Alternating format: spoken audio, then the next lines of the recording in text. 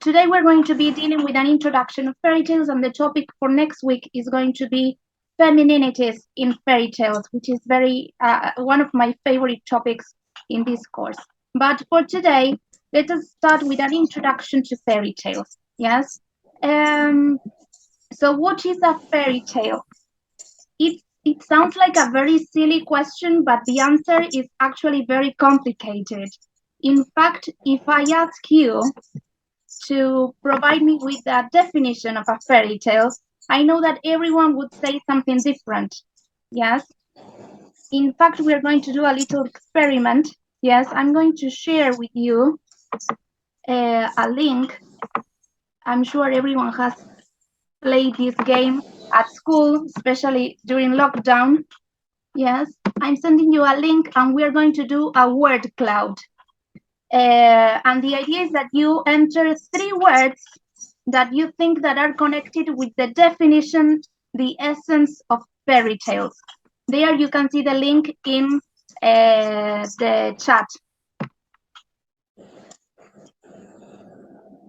So you click on the link and you participate by writing down 3 words. Yes, I will give you a few minutes. 3 words that you think that may define fairy tales. It has to be 3 single words. Yes, not 3 sentences. Is it clear? Yes? Mm-hmm. Okay.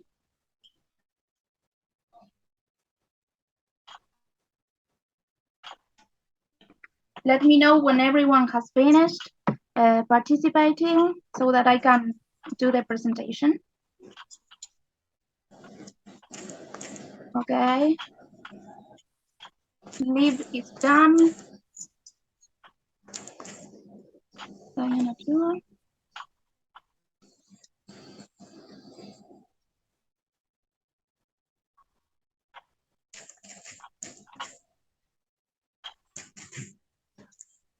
Was it easy for those who have already participated? Was it easy to find the 3 words? Don't tell me the 3 words. You know that number 3 is Ready actually here. okay. Number 3 is a magical number, so it was on purpose. I chose 3 words because of that to fit the genre. Okay, Meli is ready. Diana ready. Liv ready. Someone else said that was ready. I don't know the rest. Me too. Okay, Vane.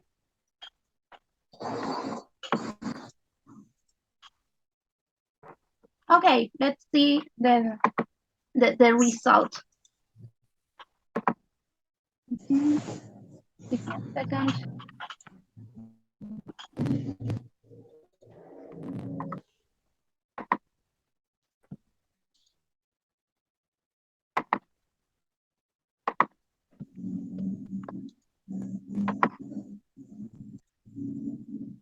I'm always scared in this part because for some reason I never managed to put this in the whole screen. It should be in the whole screen when I press present. But while it gets there, we can see here the words children's story, magical, fictional, fantasy, happy ending. Ah, there it goes. Wait. It's coming in slow motion here. I don't know there. Okay, the words keep moving.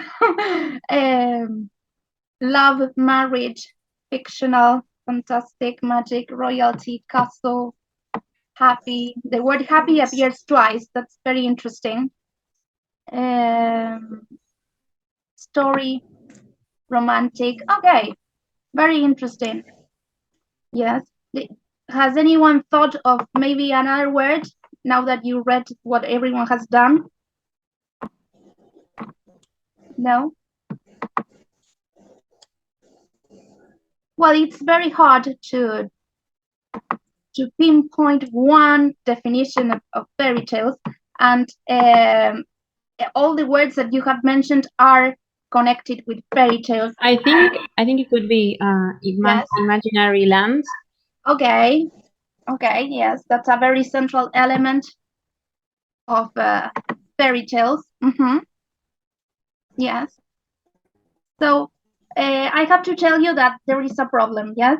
Here. As soon as Hey, I just have to stop there for a second.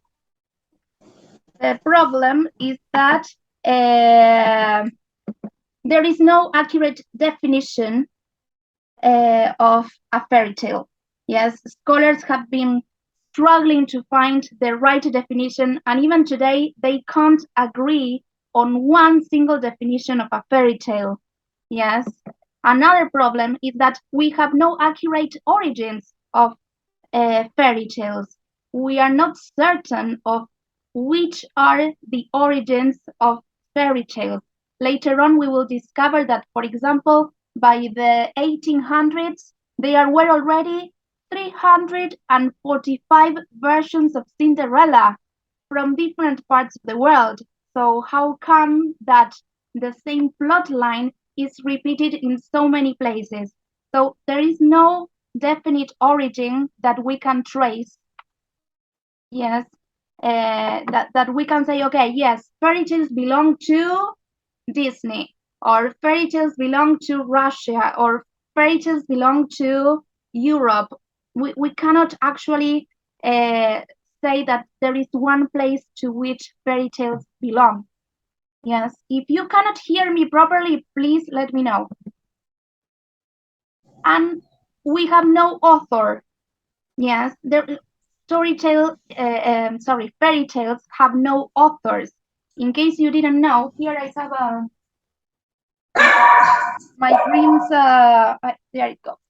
Grimm's fairy tales, but it maybe sometimes with the title and not enough explanations, we have assumed that the Grimms, the brothers Grimms, were the authors of fairy tales, when actually they were just compilers. They were just two literature experts that put together several fairy tales that were being told at that time, and they were being told orally.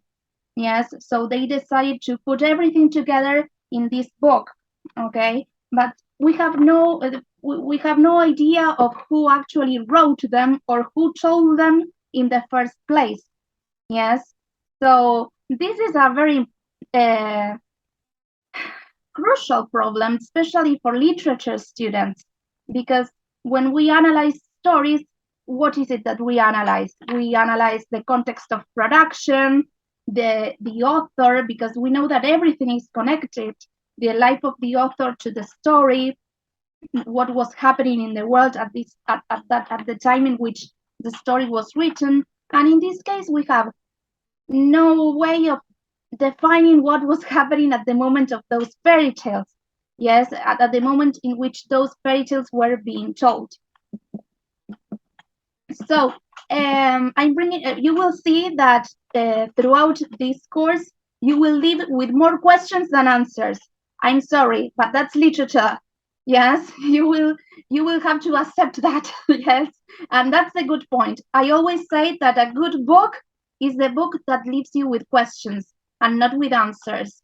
Okay, so that's always very interesting that we keep questioning things, and that literature allows us to do this. So we have these three quick key questions. Yes, what is a fairy tale? Where do fairy tales belong? And who are the authors of these fairy tales?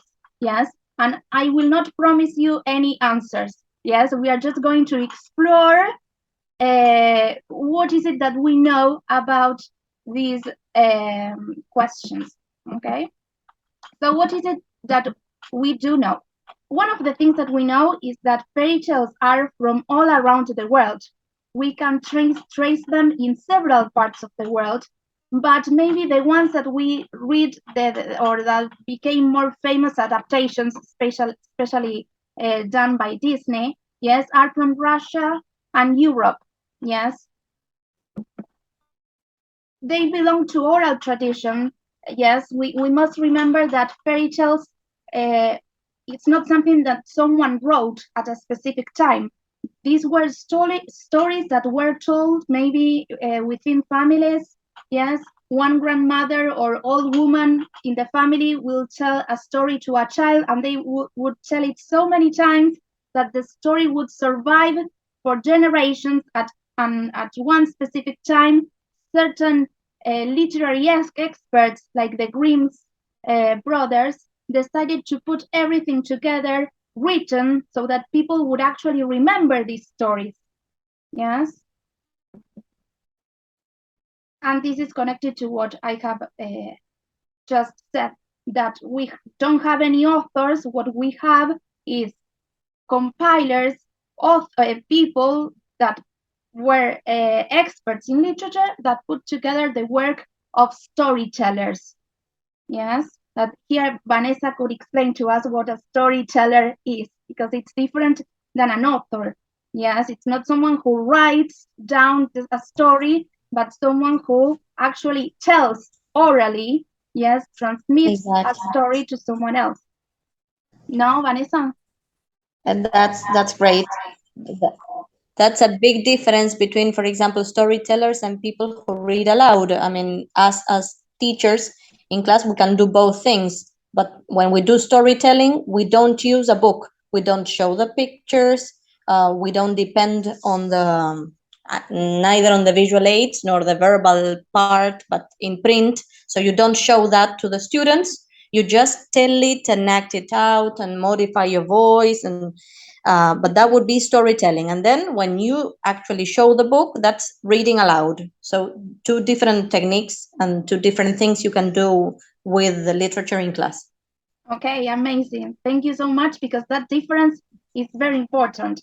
Yes. And especially this was when the Grimms, then we are going to talk about it, but when the Grimms published their first edition of the fairy tales, they were heavily criticized because their stories didn't have enough details.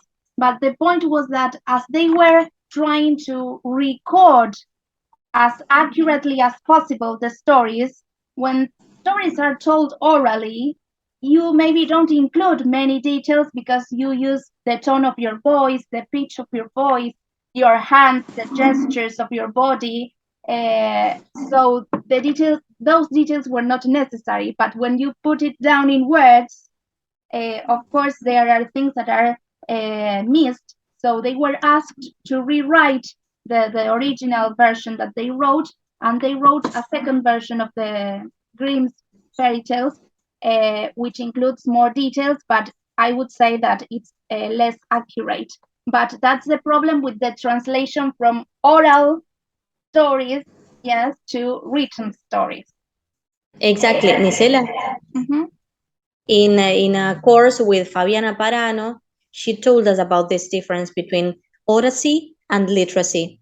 And when you're a storyteller, it's very difficult to memorize all the words. So you don't have to memorize that. What you memorize is the actions, the events. So you group those actions, and that's why you don't use adjectives, for example. You have to think of the verbs and what's going on, what's actually going on. That's this main difference that you expressed between oracy and when they actually wrote them down. Thank you, Vane. Yes, so this is, we could go on talking about it, but we are going to continue with this. Yes, yes, it's important to note that the Grimms are not the only compilers in the world. Yes, there are other authors who have been working on putting together fairy tales and from different parts of the world. Yes, the Grimm brothers were from Germany, and they are the most popular ones, but well, there are many. So let's see if we can attempt to answer what is a fairy tale. Yes. If we're going to talk about a definition of fairy tale, we have to go first to France. Because the concept of a fairy tale, it's a little bit contradictory, because do all fairy tales have fairies in them? No, but we still call them fairy tales. Okay, so what's the deal with this? Well, in France, yes, in France, we first find the concept of conte de fées. Excuse my French, it sucks. But conte de fées, it's what means in English would be stories about fairies. And the concept was first coined in 1690. Yes, in the stories written by Mary Catherine Le Jumel de Barneville, Baroness d'Aulnoy. Yes, she was a French aristocrat, yes, who wrote several fairy tales that were based in mythology, yes, and one of them is called The Isle of Happiness. Yes, so this is from where the term comes. Yes, because we have no idea how today we keep calling fairy tales, if not all of them contain fairies in them. Yes, so we have to go back to France in the 1690s, way back before the Grimms would publish their first compilation of tales. Yes, also in France there was a concept known as the Mother Goose. Yes, and it was a title given to old female storytellers. Yes, so these would be old ladies. Yes, maybe a grandmother in the family that was used to telling stories to their grandchildren. Yes, and this was commonly known as the Mother Goose. But then, yes, a couple of years, many years later, in Germany, we find the Grimm brothers. And the Grimm brothers introduced a new concept, yes. They decided to put together all the tales that they knew of, yes, then we will discuss why, and they called it, also, I'm sorry because I'm not sure about the pronunciation, Kinder- and Hausmärchen. Yes, that's what I found out that the pronunciation was like, which means children's and household tales. And that's a more accurate, or maybe it's like a more inclusive definition of tales. Yes, in fact, many literary experts, instead of using the word tales or fairy tales, they use only the word Märchen, which means tale, yes, or folk tale. Then we are going to discuss this in detail. And this was done in 1812, 1814. 1812 was the first publication of Kinder- and Hausmärchen, yes, but as they were heavily criticized, they edited the whole work and they republished it in 1814. Are we good so far? Yes? No? You can stop me whenever you want. So we have to show a difference between Märchen, yes, and fairy tales, because it's not the same, yes. Usually it has been, Märchen has been usually associated with written, yes, an oral tradition of tale or folk tales, yes, not fairy, yes, just tale or folk tale, yes. They were extracted from oral rituals, myths, yes, in which people would express moral truths, yes. And it's interesting that the purpose behind this publication of the Grimm's brother was to try to put together the notions, yes, the knowledge about humanity's earliest beliefs and thinking patterns, especially of their nation. Yes, here it says expressions of national character and values, remnants of an ancient oral tradition that would be lost forever if not preserved. So the main aim of putting together this was so that all of those stories that were being told at that time would not be lost because they were an expression of their identity. Yes. Of course, we every time that we analyze literature, we think of the connection that literature has to culture. Yes. Literature can be described as a mirror of society, a mirror of culture. So what they did is they saw the importance of putting all of these stories together because they expressed a message. They expressed the identity, the DNA of a specific society. Yes. And that's how it has, look how important their task was, that even today we keep reading their works. Yes. Even when it doesn't belong to them, most of the society assumes that it belongs to them. So their work has been really important. Yes. But we have to note that this term Märchen is more connected with tale or folk tale. Yes, because it's stories that are maybe more connected to the roots of a society. Yes, the maybe those original myths or rituals that were performed, and they were stories were part of those rituals. So that's how they were born, and maybe later on they were transformed, but still they they show the identity of culture of societies. Yes, especially at that time. And then we have the concept fairy tale. Yes, a fairy tale, I'm giving you one of the definitions that appears in the bibliography that I gave you. Yes, and a fairy tale, this definition is very, maybe it has a lot of details, but I thought that it was the most complete one. Yes. And we will see that it's different because maybe it's more connected with those stories that grannies would tell to their kids. Yes, but it doesn't have a lot to do with maybe the cultural identity of a country, but maybe with the wishes of a country, the wishes of the society of a specific country. Yes, then we are going to discuss this in depth. So here, a fairy tale is, by most accounts, a story that unfolds in a time long ago and a place far away, features magic or marvels, symbolic objects that possess the power of poetic images, presents stereotypical characters representing extremes of good and evil, and ends most often happily and always justly. The form centers on young people, children, or adolescents.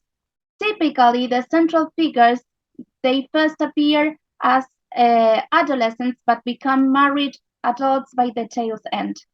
Finally, fairy plots most commonly move from a real world to a magical world and then back to the real world. So we see that there is a difference between this concept of Märchen, yes, the concept coined by the Grimm brothers, and fairy tales, yes, which are maybe these stories that are more connected to families, to the wishes that society had at specific times. And notice how I bought this here at a very famous bookstore in Argentina, and it says Grimm's fairy tales. It doesn't say Grimm's Märchen. Even when I was advertising this course, I was mad at myself because I didn't want to call it fairy tales deconstructing the classics, because I know that fairy tales is not accurate. But the thing is that Märchen is not a concept that everyone knows, and of course it's not easy to sell. But it's important that anyone who is interested in literature knows the difference between Märchen and fairy tale.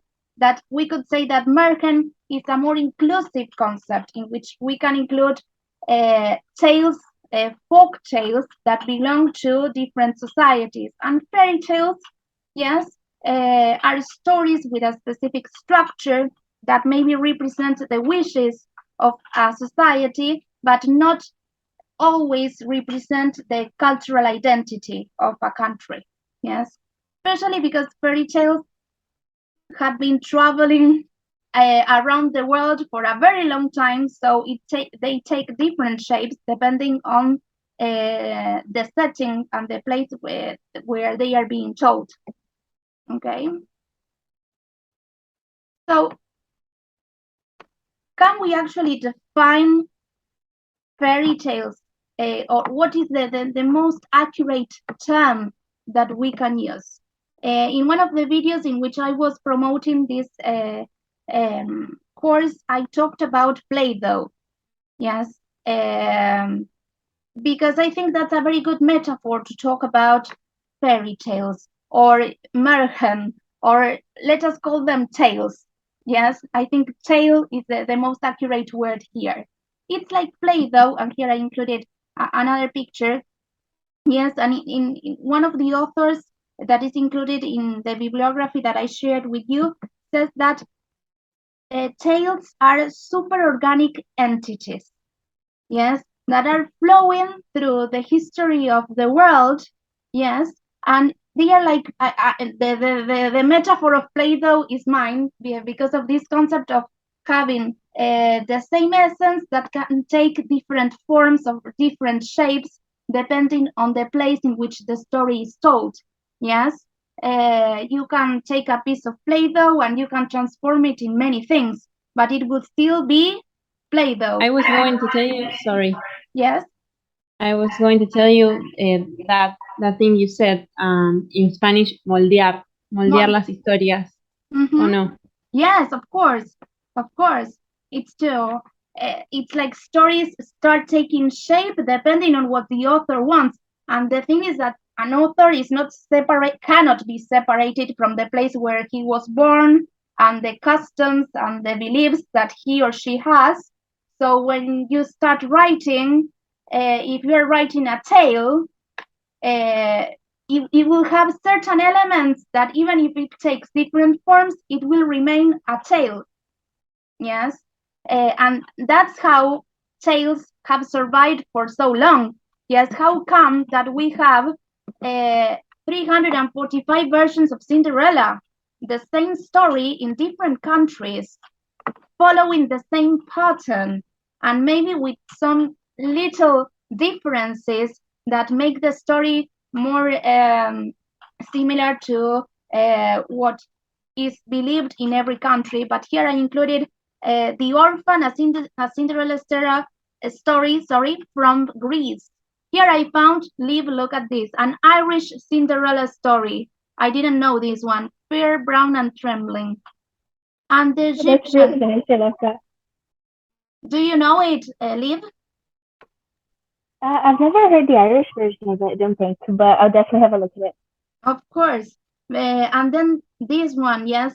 So that's the point, that fairy tales are these super organic entities, like this living slime, yes, traveling through the history of the world, carrying with them certain elements, certain essence that remains the same throughout many years, yes, throughout the whole history of the world. So that's very interesting, because even when we criticize Disney, we still love it, don't we? Don't be honest with me. We still love the Cinderella story. We can criticize it. We can say, okay, Cinderella needs to, I don't know, try to do something, at least not wait until magic solves her problems. But well, the point is that we criticize it, but we keep consuming it, because it is said also that Cinderella is one of the stories that more adaptations has than any other fairy tale in the world. And very recently, there were new adaptations, new very famous adaptations of the tale. So here, based on this, I think this is the most accurate definition. These tales are super organic entities, yes, that are alive and traveling and flowing. Yes, they keep changing and shape shifting but they remain the same. Yes, because we keep having the same elements that then we are going to discuss. Here I included one of the definitions that is in the bibliography, entities that shape shift. Yes, this is a definition of tales. Entities that shape shift, transformed, and adapt, sorry for the spelling mistake, as they land in new situations. They seem recognizably cold and familiar. Yeah, so even when we find a story, maybe it's about a maid and a rich man, and we say, oh, this is another Cinderella story. Yes, because we can see the same elements. In fact, it's the base of many soap operas. Of course. If we would start mentioning them now, we wouldn't stop. Yes, yes, definitely. And I love this definition of fairy tales. It's an effort to develop maps for coping with personal anxieties, family conflicts, social frictions, and the frustrations of everyday life. Yes. I think it's impossible for me to give you one accurate definition of fairy tales, but this is as close as we can get. Yes. We cannot go to an Oxford dictionary definition of a tale. We cannot keep calling them fairy tales because it's not just fairy tales. It's these tales, these superorganic entities that they carry with them a lot of cultural information, a lot of they carry the DNA of societies that have lived before us, and that's why when we watch them, we say, "How come?" When we watch them, we criticize them. Yes, we criticize the lack of agency of Cinderella, or we criticize how the prince behaves, or we criticize them maybe because we see ourselves reflected in them, but also because in that familiarity of a fairy tale, we also find elements of a different culture to which we do not belong. So it's hard for someone to relate to a princess that her only objective in life is to get married. Yes, especially nowadays that maybe the frame of mind has changed so much. Okay, any comments? Okay.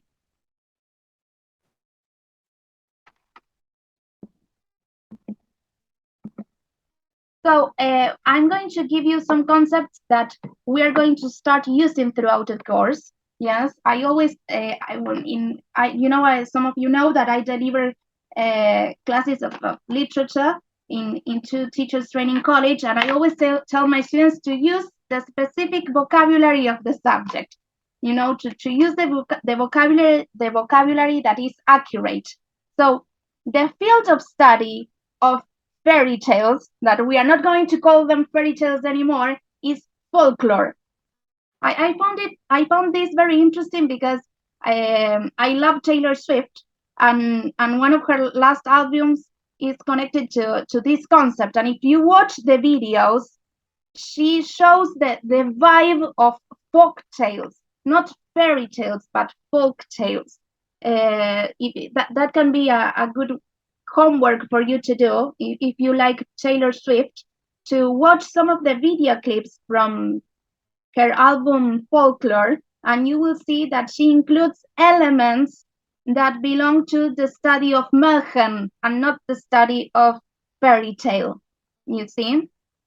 So the field of study, if you want to say, I don't know if there is a degree that you can take on university about this, but if you ever want to be rich, you could say that you are a folklorist. A folklorist is someone who studies folk tales. You are not going to be rich. I was being ironic, but it's very interesting. The object of study of folklore is folk tales, tales, and fairy tales. I included them there in a separate section because it's actually folk tales and tales. But we are going to also analyze fairy tales, yes, as we know them. And I know that it's very hard to start separating in our minds the concept of fairy tale from folk tales, yes, because we have been told all of our lives that the concept is fairy tales. So now we have to start separating those concepts, and it will take some time. So that's why I still included it there. So the person Can I just ask you something? Yes. If you wanted to like study stuff like this in like college, for example, would you benefit more from like an English and literature degree or more like anthropology side of things? That's a good question. I'm not sure I can answer it. A lot of folklore is connected to anthropology. I would go for a literary studies degree, and maybe it could be connected to anthropology somehow. I don't know how universities work in Ireland. If you have a major and a minor, right? I don't know, because in Canada it's like that. Yeah. Because definitely they are connected. They are definitely connected. In fact, in the bibliography, they talk all of the time about the role of history and anthropology in folklore. So maybe it's a good question to do some research. Yeah, thank you. Especially in other countries, because here in Argentina, I don't know, those who live here, if you know of a degree that you can take where if it is better to study anthropology or literature to study these concepts of folklore and folk tales. I think everything is connected. I'm not sure there is an actual degree about it, but when you start, like what I have done, I'm not sure, I'm sure that maybe here some others can talk about their experiences as well, is that you take one major in your case, and then you decide what is it that you want to explore in depth, and you can always keep studying. Because, for instance, in my, I studied a lot, but no one ever explained this to me. This is all the information that I have been studying on my own. That's nice. Yeah, I'll definitely do some more research on it then. Thank you. Okay. You're welcome. And well, so these are the main concepts. Don't forget them, so that I keep saying fairy tales, you correct me. We are all keep saying fairy tales, but we will try to talk about folk tales to be more specific. Yeah. So to round up this section, we still have to talk about something else, but I love this quote from Donald Hayes. I don't know if someone would like to read it.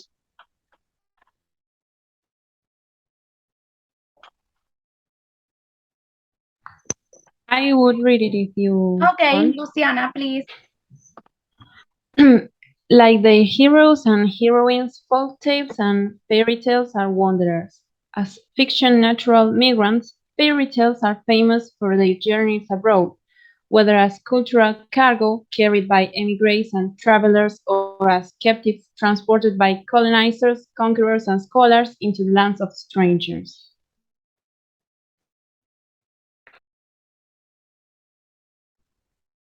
Thank you very much. Okay, I will not add one word because I think this quote says it all. Yes, if not, you reread it again. It's included in the material that I sent you. I love, this is one of my favorite definitions of fairy tales. If I ask you to highlight, if you could highlight with an actual highlighter the words that define a fairy tale according to this extract, which words would you choose?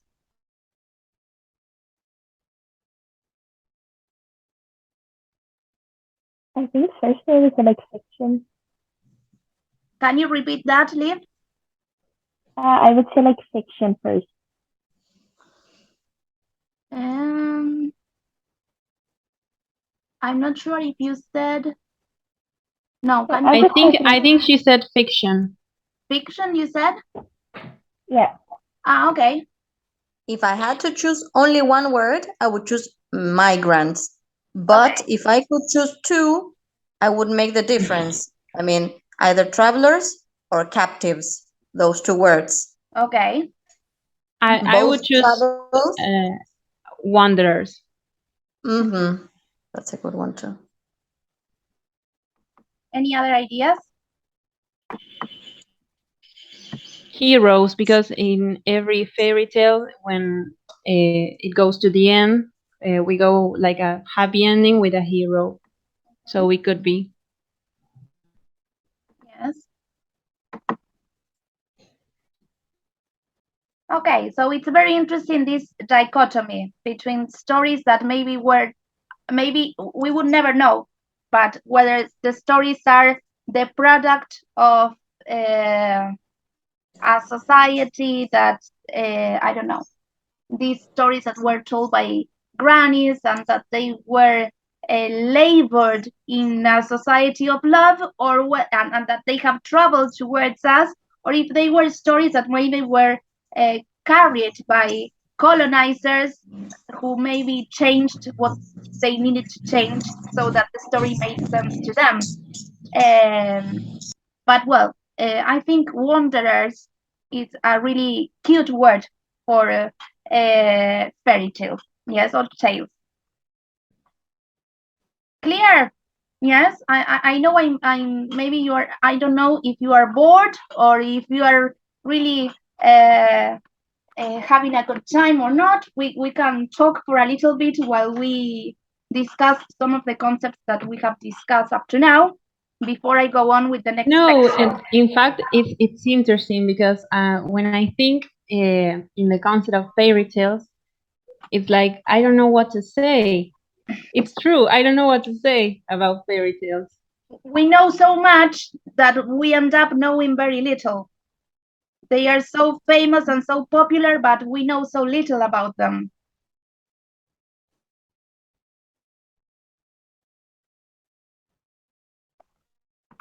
Any other comments?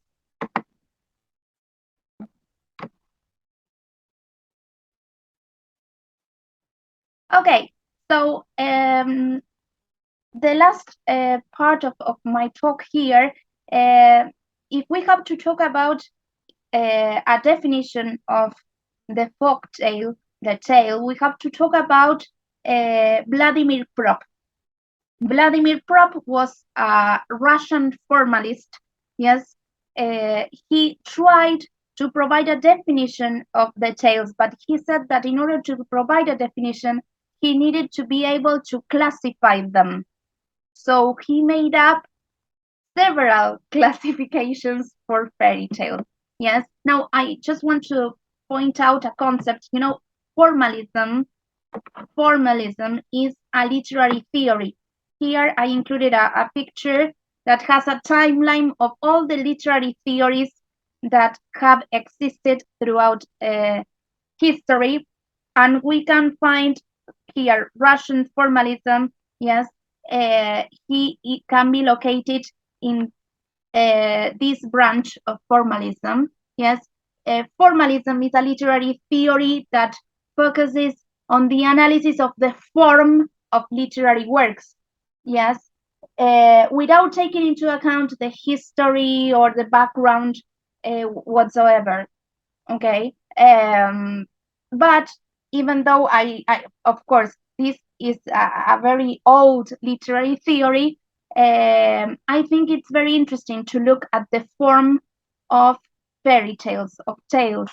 Why? Because of this notion that tales keep changing certain elements, but they remain the same. They remain the same stories. Yes. So Vladimir Prop, this guy here, he wrote this book, Morphology of the Folktale, that I included a section in the bibliography that I shared with you. And he studied several authors who tried to provide a definition and a classification of tales. Yes. He says that the secret of an accurate definition of folktales is in labeling or classifying these tales in the right way. If you are able to find the elements, if you are able to find a pattern present in fairy tales, then you will get the right definition. So he studied several authors. One of them is called Wundt, and he said that all tales could be classified in these seven, I think, in these seven labels. Yes, we have mythological tale fables, pure fairy tales, biological tales and fables, pure animal fables, genealogical tales, joke tales and fables, and moral fables. But of course, Vladimir Prop still believed that there was something missing. So he studied another author, Arnie, yes, and what he said is, wait a second, here we go, that fairy tales comprise the following elements: a supernatural adversary, a supernatural husband or wife, a supernatural task, a supernatural helper, a magic object, a supernatural power or knowledge, or and other supernatural motives. So Prop took the knowledge of these two authors, and then the knowledge or the research, yes, he analyzed the research of this other author, yes, who talked about the concept of motif. Does anyone know what a motif is?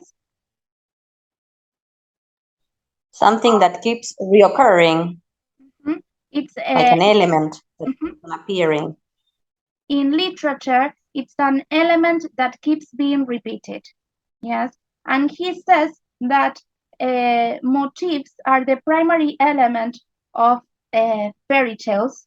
Yes, and themes are the secondary. Sorry for the spelling mistake. The secondary element of fairy tales, and together, yes, a theme is a series of motifs, and one motif can develop into a theme. Yes, it's like this invisible narrative unit that joins the whole story. Then we're going to see several examples.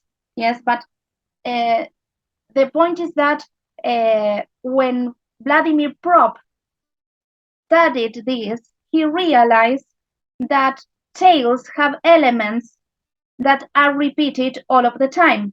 And if you can be able to pinpoint what are the elements that are being repeated, then you can attempt to classify tales and provide an accurate definition. So he came out with this concept of the functions of the folktale.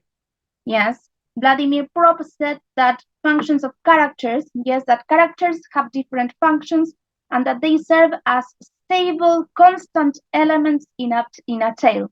Yes, and that are independent of how and by whom they are fulfilled. They constitute fundamental components of a tale. Yes, the number of functions known to the tale is limited. The sequence of functions is always identical. Then he will discover that maybe they are not as identical as he thought, and all tales are of one type in regard to their structure. So what is important about this is that what Vladimir Prop said is that all tales have different functions. Within each tale, you can find several functions, and they can follow a specific sequence. Yes, here I will mention several sequences, functions. Let me see if I can show them to you. These are some possible functions that may appear. Some of them can overlap. Some of them, sometimes you find them in a specific sequence. I haven't sequenced them here, although I numbered them. This doesn't mean that they appear in this specific order. Yes, in fact, Vladimir Prop provides the sequences but they are very complex, and for the time being, we cannot show that today. But I think it's important that we take the time to read these possible functions, because we very easily start thinking of different tales that we know, yes, that exemplify one of these functions. Yes, I will read just this first slide, and while I read, I invite you to think about tales, even if it is from a Disney movie. It doesn't have to be a book that you have read. It can be from Enchanted, Frozen, The Beauty and the Beast, or maybe The Three Little Pigs. Yes, and we will see how these functions appear in all of the fairy tales that you may think of. Okay. Absentation. One of the members of a family absents himself from home. This is all taken from the bibliography that I gave you. Interdiction. A prohibition is addressed to the hero. Violation. The prohibition is violated. Reconnaissance. The villain makes an attempt at meeting the victim or the hero who then becomes the victim. Delivery, the villain receives information about the victim or hero. Trickery, the villain attempts to deceive his victim, usually assuming a disguise. Complicity, the victim agrees to the villain's request, ignoring the danger. Villainy, the villain causes harm to the victim or member of the family. And let me go on just for a little bit. This is an other possible functions. Lack. One member of the family either lacks something or desires to have something. Mediation. Misfortune or lack is made known. The hero is approached with a request or command. He is allowed to go or he is dispatched. Well, here I can let you read for a little bit, but the hero leaves home. The hero acquires the use of a magical agent. The hero and the villain join in a direct combat. The hero is marked. The villain is defeated. We have many more. Sorry, but I want to at least show you a glimpse of them. Return. The hero returns. Sometimes even after the hero returns, there is a plot twist and a final enemy appears again.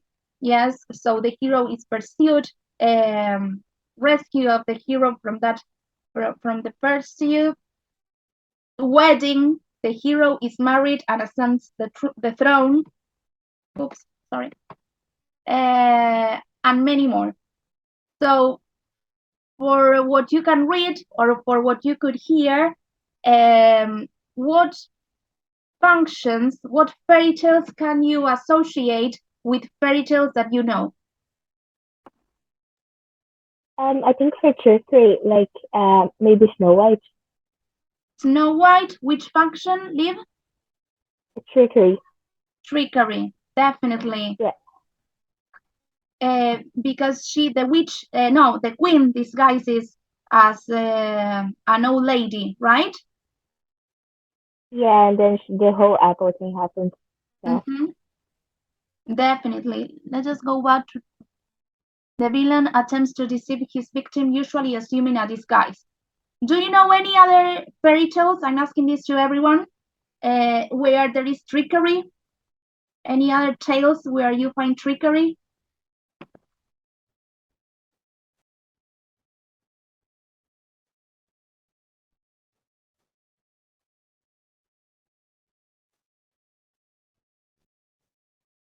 I was thinking of Frozen, which is a very interesting tale in which Hans introduces him. He's not in disguise.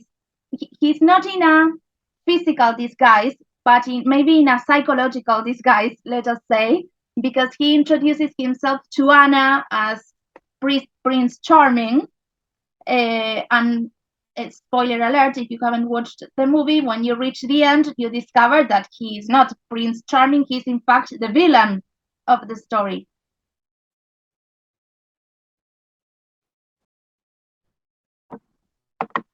Any other functions? Oh, here someone is writing. Melissa.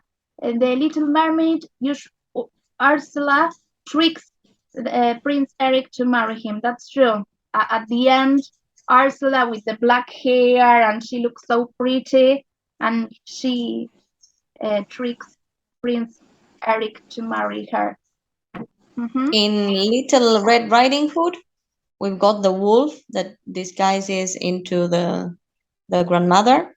Yes, that's right. Diana was just saying the same. I think wolf, not fox. Yes, I was trying to understand. I was mistaken with the animal. I need to read several of those things. The worst part is that I have my daughter has one, a very modern one with Yeah. things, sticking things. But I don't know, I fox. Well, it was a wolf. Yeah, thank you, Vanessa. No, it's okay. Yes, very.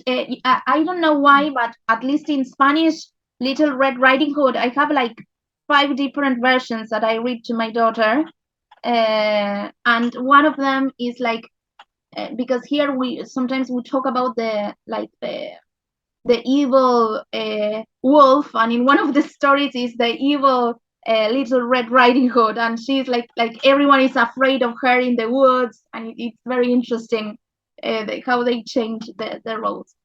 Any other functions that you may see present in fairy tales? I can change slides if you want me to.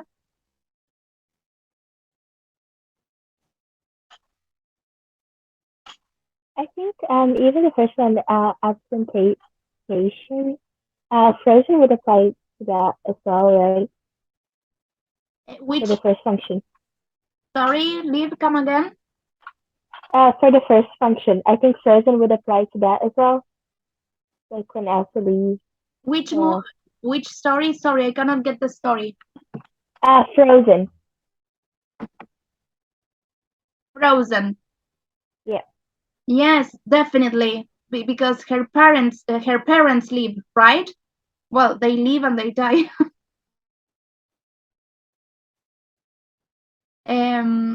Because after that part, also Elsa leaves, and the whole point of the story is for Anna to get her back.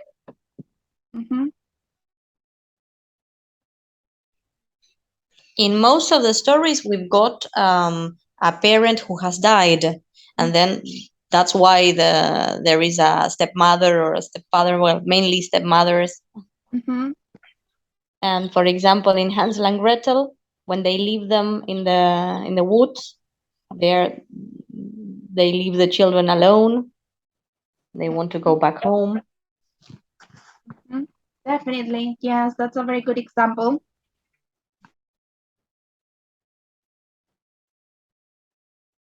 And there is always this command when if I don't know if you have watched one of the latest adaptations of Cinderella, and that her mother tells her, remember to always be kind and courageous or something like that.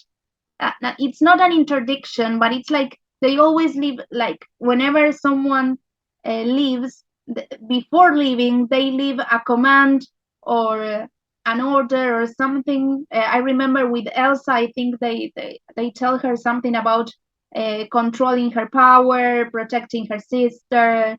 That usually those commands are deeply connected to the story, because what the hero or the protagonist of the story will try to do is they will try to break that's the struggle, to break that command that was given to them originally. In Little Red Riding Hood, we've got the mother's command for the little girl not to take the shortest path.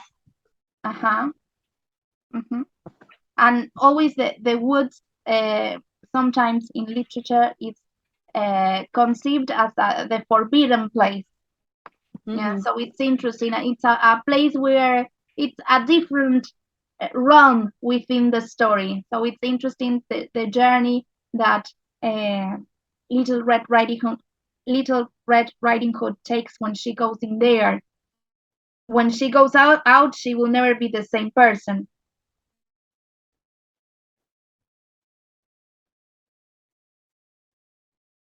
Okay, any other functions? I will change the slide in case you find something else.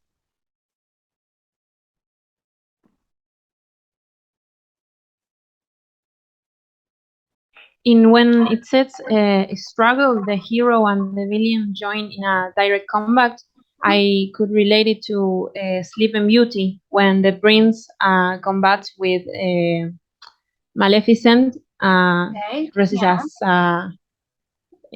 I don't know how to say What do you want to say? dragon. A dragon. Dragon. Yes, that also happens in Shrek. I know that it's more of a tale than a fairy tale. We could spend some time discussing it, but the dragon is a very common mythological animal that is present in fairy tales.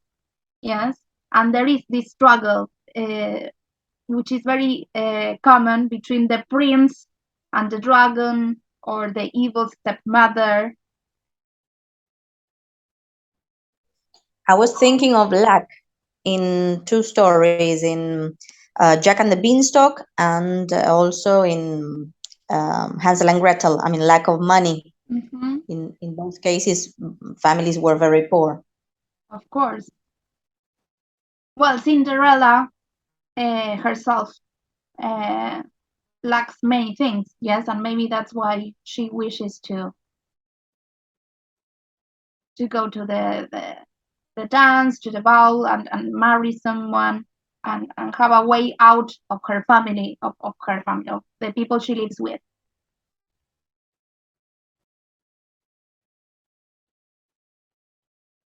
Okay, one more.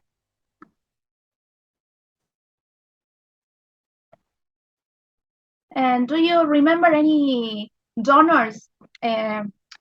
First function of donor here, it says the hero is tested, interrogated, attacked, which prepares the way for his receiving either a magical agent or a helper. Do you remember any helpers in fairy tales? The fairy godmother. Yes, the fairy godmother.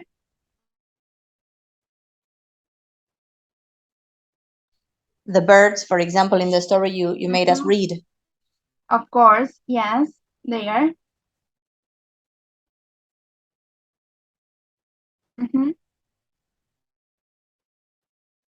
Even if you try, you can find many of these elements present in TV series that we watch nowadays, or in books that we read, because they follow some of these conventions of tales, these functions. Yes, I think that we can find at least 10 of these functions in fairy tale, in The Hunger Games, in Divergent, in I was thinking of one more story.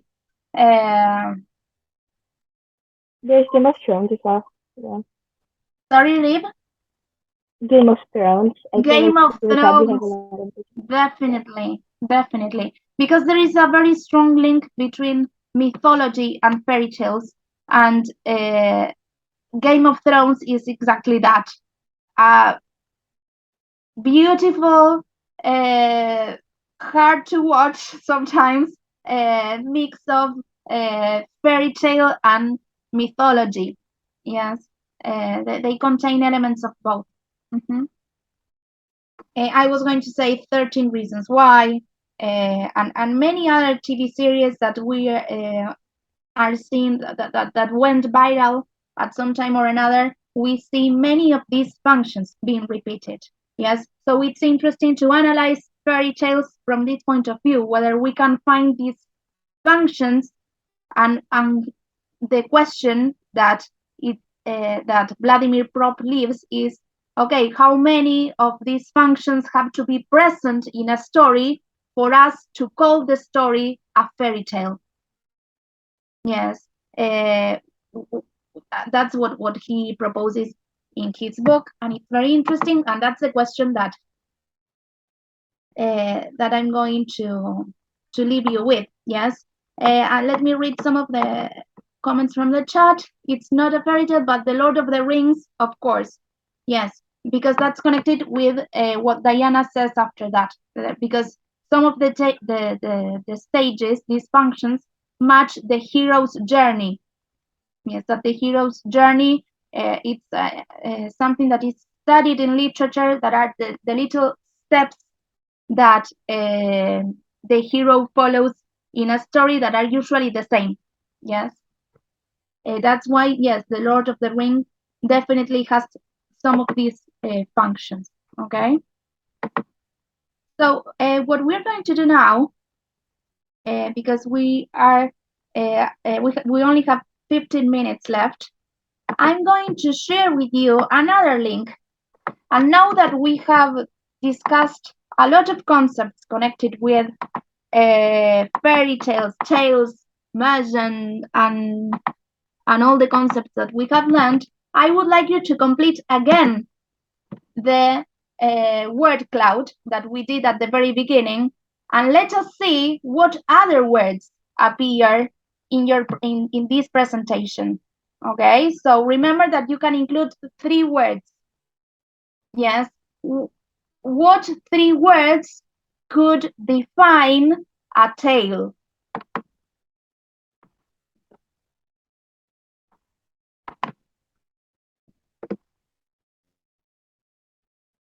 Please let me know in the chat when you finish.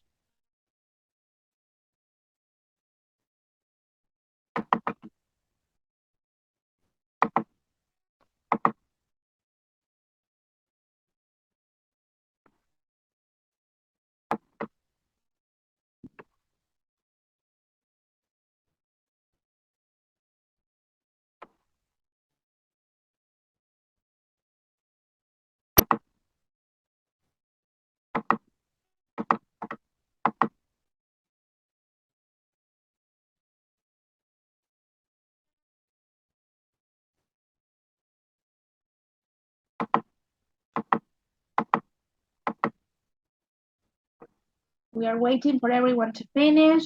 There is no rush.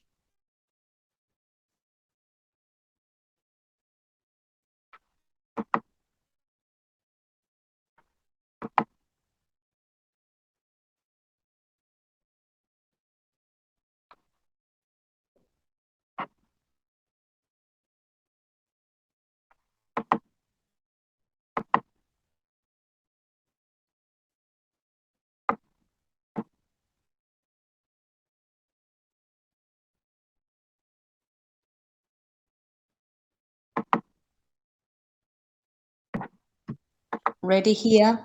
Okay.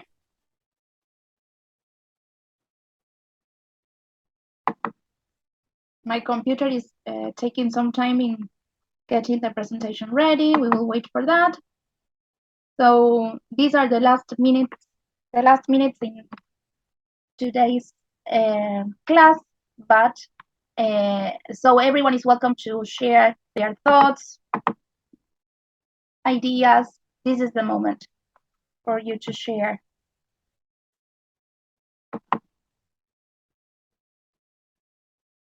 I have already talked a lot, so what was your original concept of fairy tales before today's talk?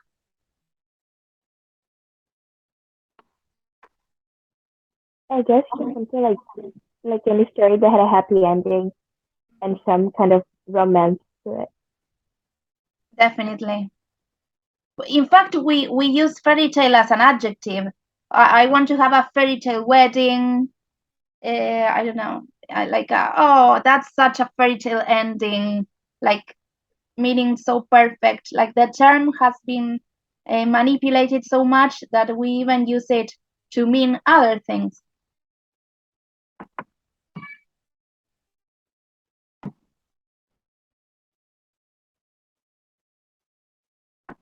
Anyone else would like to share? Their concepts before today? Maybe you already knew all of this. I don't know. And there is so much more to learn. I encourage you, if you have time, to read all of the bibliography, because it will help you understand so much more everything that I have explained today. So here is the second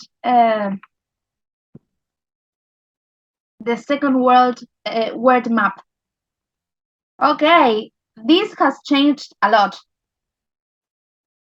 Wanderers, superorganic, oral tradition, unknown origin, cultural cargo, functions, structure, plot twist, fixed functions, moral lesson, heroic, wanderer. Okay, the word wanderer appears twice. That's important. Enchanted. Okay, look at the first one. I know, I did the opposite, sorry. I wanted to show you something, and let us look at the previous moral lesson. I didn't see that one before, I think. Look at the first one. Look what an hour and a half can do to your brain. Wow, that's amazing. That's how learning happens. That's amazing. I'm really proud of this. I think we haven't reached our knowledge of fairy tales, and we can now be more accurate when we talk about it and when we criticize them, because I love criticizing Disney movies. It's like I sit with my kids to watch them, and I start like, this shouldn't be happening, and this is why I learned this and that, because well, at least the ones that are of my age, we grew up watching those movies. That maybe it's interesting then that we analyze how Disney took these tales that had the essence of different societies, and they transform it into the essence of their society. That in this group, I can say it because there is no North American person, so we can say that we are consuming the fairy tales that carry with them the identity, the cultural identity of the United States. And we don't have to feel identified with that, because each of us have their own identity, their own country, their own beliefs. So it's interesting because as literary critics, we need to be able to, not only literary critics, but as critical thinkers, we must be able to watch a movie and say, okay, this is amazing. I love how she gets married to Prince Charming, but this is not what I want. Or maybe she could have done this or that. Or I always criticize Cinderella because what I don't like about that story is that the only way in which she finds a way out is through magic, and someone else does it for her. She never, at least in the original version. Then there are other versions that we see today that they are trying to include this element of agency. But well, I don't want to keep on talking. I will leave these last minutes for you to at least say something that you take with you today, or to share something that you would like to share. I found the functions as something that is really useful. I mean, we can use it as a kind of checklist. Of course. Yes. Yes, of course. Then if you go to the book that I included it in the folder, Vanessa, you will see that Vladimir Prop provides the sequences in which they appear. And he extracted this from analyzing, I don't know how many hundreds of tales of all around the world. So he says that that's the most accurate way of classifying tales.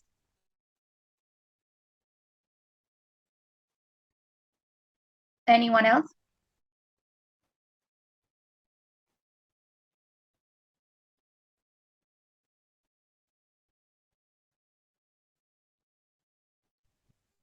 I don't. These don't work any longer. Oh, okay. So now I'm without them. I really like that idea of fairy tales carrying this cultural cargo as in a way, a heavy burden, but also a responsibility to transmit what is inherent in them. And it is connected to what you were saying about consuming the cultural cargo that United States imposed in the fairy tales that they sell us through Hollywood, Disney World, and things like that. I think that was probably a shocking word. I used it in the Mentimeter, as you now can notice it, because I said I never thought about fairy tales as that. As I mean, it's both powerful words, a powerful way of saying it. Mm-hmm. Yes, That's true. so thank you for that. No, please, Diana. You mentioned two things that are important. I think these two words, if I would have to highlight two words of what you have just said, it's responsibility. And the last one, it escaped my mind. You said something at the end. That fairy tales are not small. It's like sometimes we say, it's just a fairy tale, a story for children. It's not. It's literature. It's powerful. You know, I think the first book I bought, I mean, the first fairy tale probably I bought to my daughter was Cinderella. And a very nice version of Cinderella where you move things and things happen. And all of a sudden you move one lead and then Cinderella loses her shoe. And then, well, you know the story. The one for kids, not the one that Nisela made us read, which was lovely, by the way. But unconsciously, I imprinted something in my daughter that all of a sudden she started losing shoes. Truth, this is real truth. She started looking the street everywhere. And I stopped reading it to her because I said, my gosh, I don't want her to be losing in the streets. Like, I mean, no Prince Charming is coming. She was actually traveling with the father, and you know, father does not kind of notice when girls lose shoes on the street. But that only happens in fairy tales. It caught my attention that the sequence, first reading the book, reading it together, and then she losing shoes and things like that. Nana, I know, it's amazing. Yes, it's the power of reading. You don't know how much you can be influencing someone. It's amazing. And imagine with all the movies that we have watched in our life with fairy tales, like our brains are were exposed to many cultural concepts from other countries, other cultures. And about the shoe, we are going to have a class in which we will discuss the role of fashion in fairy tales, because that's very interesting that she loses a shoe. She doesn't lose anything else. She loses a shoe, an item of fashion. So that's going to be an interesting talk as well.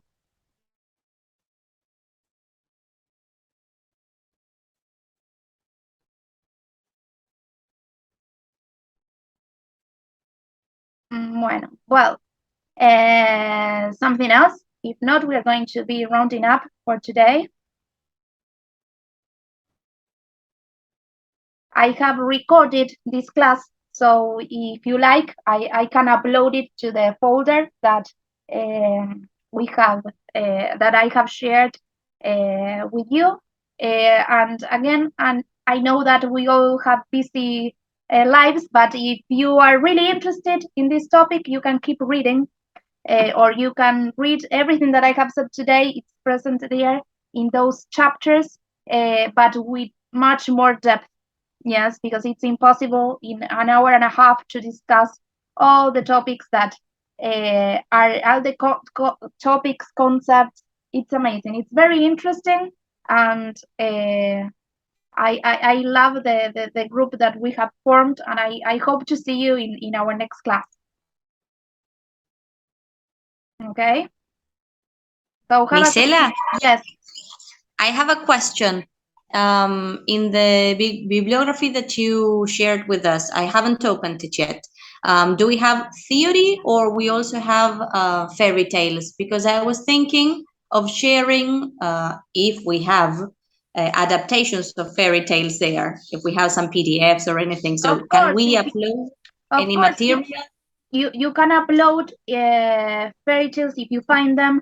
I try to find the same version of Cinderella for everyone, and the one that was published by Grimm, by the brothers Grimm originally. And I know I made you read it, and maybe today we didn't specifically worked with it, but we will continue working with the story throughout the whole course.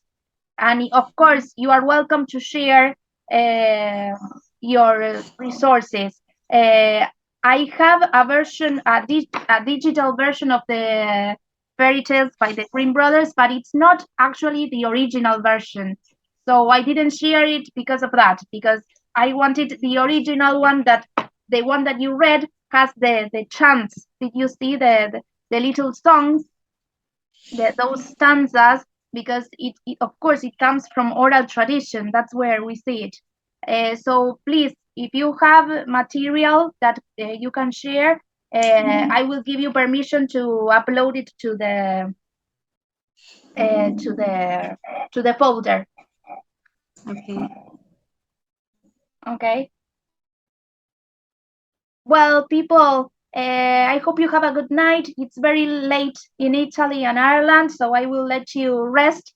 And for those who are in Argentina, I hope you can sleep because the heat is incredibly high today. Okay, thank you so much for being here today and for supporting me always, my friends, I love you all. Thank you so much, and I hope to see you next week. Remember, on Monday, femininities in fairy tales. It's going to be amazing. It's a very interesting topic. If you know someone, you can invite them, because it's not necessary to watch all the classes, all the courses, for you to attend one single class. Okay, so it can be an interesting topic. If you liked today's class, be my guest to share and to invite someone to our next class. Okay. Okay. Bye. Thank you, Have a Nice. Bye. good night. Bye. See you. See ya. Bye.